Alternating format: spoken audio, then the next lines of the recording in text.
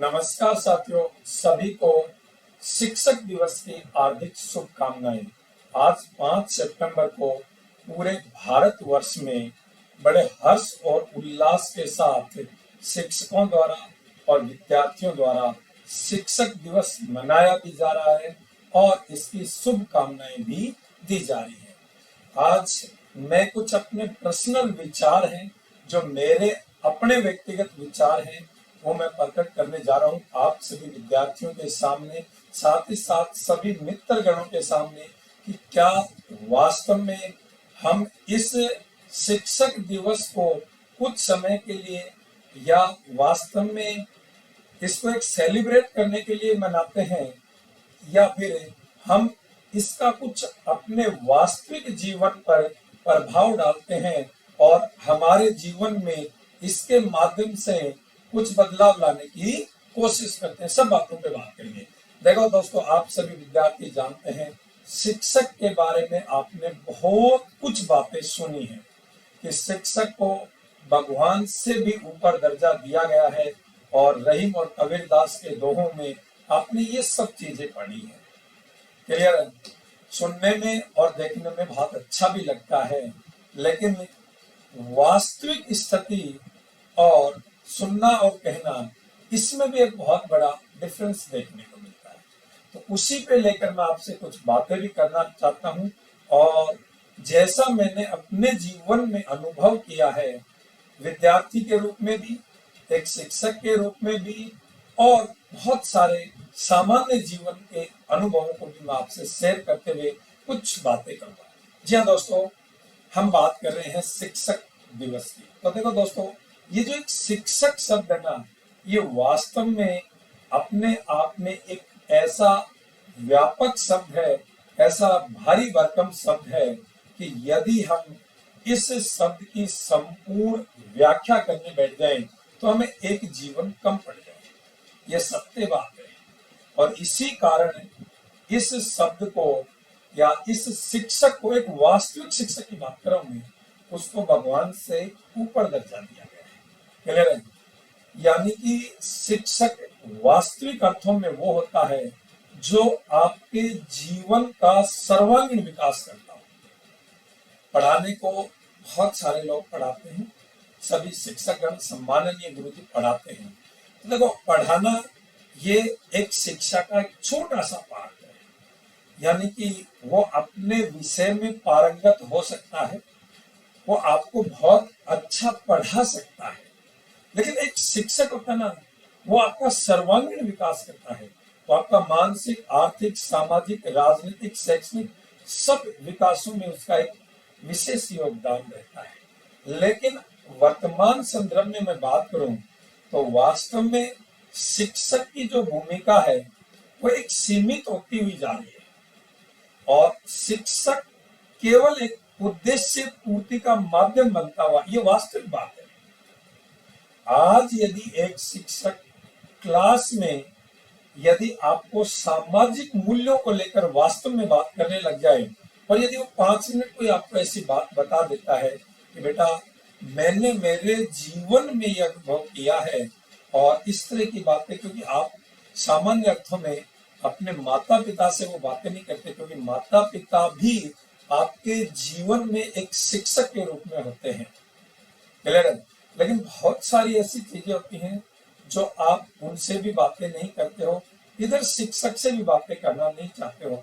आपको बहुत बार, वो हमें भी ऐसा लगता था कि देखो मैं सब कुछ जानता हूं, ऐसा लगता है, और आप यहाँ पढ़ाने के लिए आए हो, केवल पढ़ाने के लिए आए हो। आप अपने सब्जेक्ट की बात कीजिए और गुरुजी आप जाइए। यानी कि वास्तव में शिक्षक को काफी हद तक उसके अपने सब्जेक्ट तक सीमित कर दिया गया है, जबकि शिक्षक का एक नैतिक उद्देश्य होता है कि वो आपका सर्वांगीण विकास करे, वो सामान्य जीवन के मूल्यों को भी तुलनात्मक रूप से आपको बताए कि वास्तव में सामाजिक जीवन और आपका जो शैक्षणिक जीवन है, ये किस आधार पर आपको जीना चाहिए। एक समाज में एक जिम्मेदार नागरिक के रूप में आप अपना जीवन कैसे व्यतीत कर सकते हो। बहुत सारी बातें होती हैं क्लियर, लेकिन वास्तव में रियलिटी ये है आज की कि शिक्षक का दायरा है वो धीरे धीरे बहुत कम होता जा रहा है।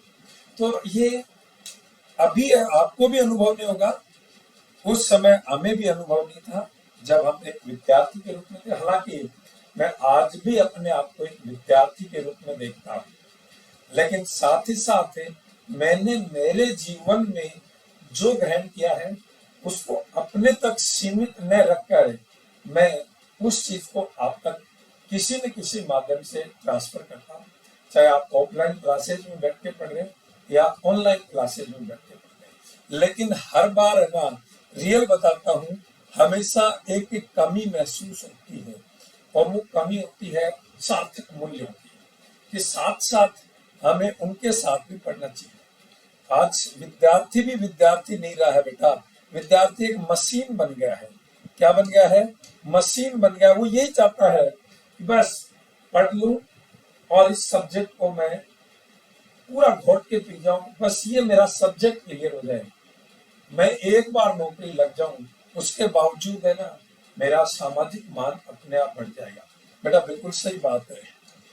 कुछ समय के लिए आपको भी लगेगा, नौकरी लगने के बाद, पैसे कमाने के बाद निश्चित रूप से एक पॉइंट पर आपको ऐसे लगेगा कि यार ये जीवन में नहीं है। जीवन में इस पृथ्वी पर हम वास्तव में बहुत सारे उद्देश्य लेके आए हैं और उनमें ये दो चार चीजें ना, पैसा कमाना और नौकरी लग जाना, ये तो उसके कुछ डेसिमल भाग हैं।